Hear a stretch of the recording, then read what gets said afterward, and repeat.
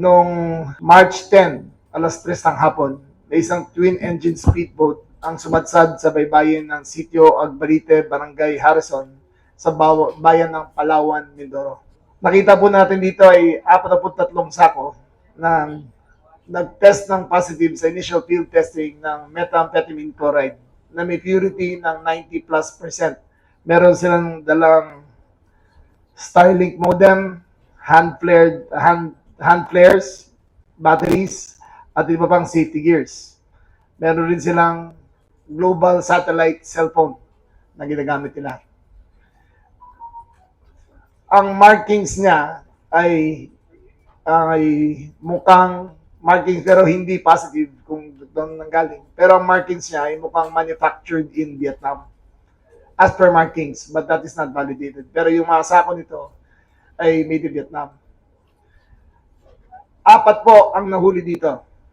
Kasama po dito si Xi Bin, isang Chinese national, at si Zhang Jingjing, isang Chinese national, na dumating sa Pilipinas noong March 5. Hinahabol natin ngayon sa pursuit operations kasama ang kanilang mga bank account at meron kaming suspect na leader nila, isang babae na under hot pursuit ngayon ng PNP.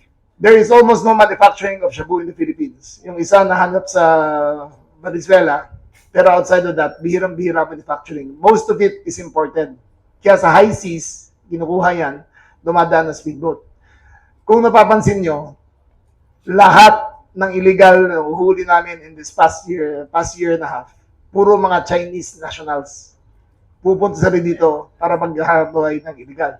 Hindi po ako galit sa mga Chinese. Hindi po yan.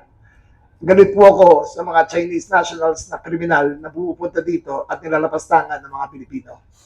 Ang dalawang tong si Xi Bin at si John Sing ay umupa ng isang bahay sa Batangas.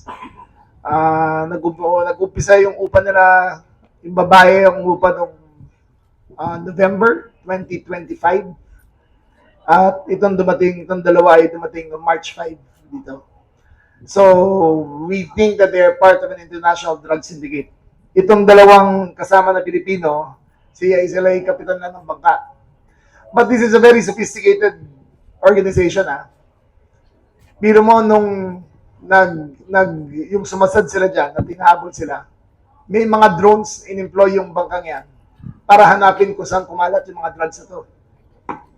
So they are not ordinary criminals. These are syndicates. These are foreign, these are Chinese-run syndicates na winawalang hiya ang ating bansa. It looks like ang MO nila ay high seas, binabagsak sa maliliit na bangka, tapos pinapasok dito sa mga shoreline natin. So, naghahanap talaga sila ng paraan kung paano makapasok dito. Plus the fact, si Governor Dolor is asking us to revisit the international shipping lanes that passes through the waters of Mindoro. So, lahat yan pag-aaralan namin.